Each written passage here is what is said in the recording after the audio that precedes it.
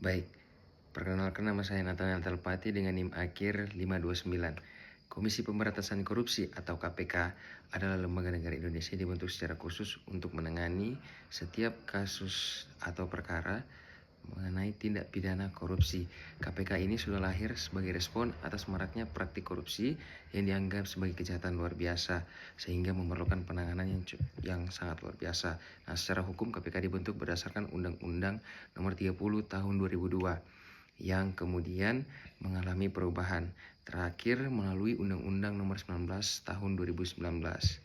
Nah, KPK ini bersifat independen, yang berarti dalam menjalankan tugas dan wewenangnya, lembaga ini tidak boleh dipengaruhi oleh kekuasaan manapun, baik dari eksekutif, legislatif, maupun dari yudikatif. Nah, tugas utama daripada KPK itu meliputi pencegahan atau penindakan terhadap tindak pidana daripada korupsi. Nah, aspek pencegahan KPK berupaya untuk menutup celah-celah terjadinya korupsi seperti edukasi, koordinasi dengan lembaga pemerintahan, serta perbaikan sistem. Misalnya KPK melakukan pengawasan terhadap pelayanan publik, terus pengadaan barang dan jasa, serta pengelolaan anggaran negara agar lebih transparan dan akuntabel.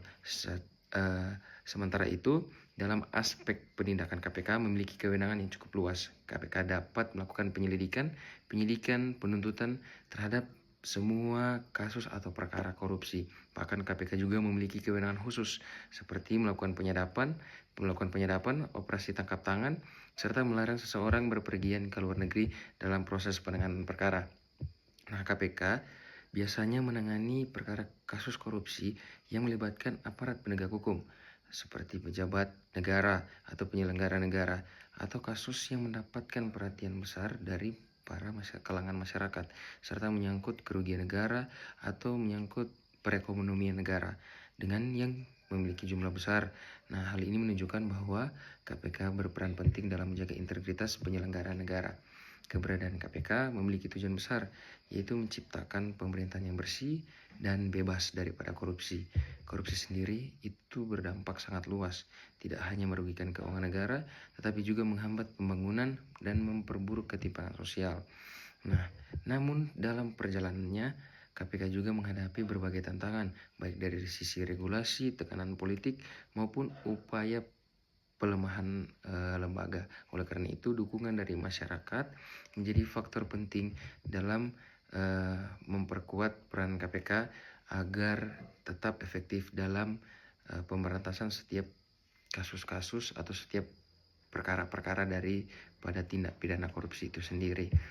Nah, sebagai penutup dapat saya simpulkan bahwa KPK adalah lembaga kunci atau lembaga utama dalam sistem hukum Indonesia yang berfungsi untuk memberantas atau menangani setiap kasus atau perkara korupsi secara profesional, transparan, independen, dan sukses. Keberhasilan KPK tidak hanya ditentukan oleh kewenangannya, tetapi juga oleh kesadaran dan partisipasi seluruh masyarakat Indonesia dalam menolak dan melawan aksi atau tindak pidana daripada korupsi itu sendiri.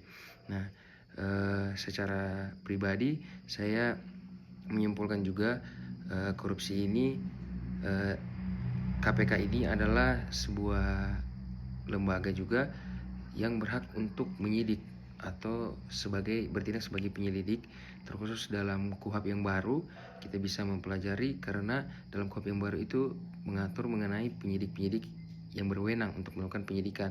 Nah, kita baca dalam KUHP yang baru juga bahwa KUHP yang terutama itu yang menjadi sorotan adalah penyidik dari Polri.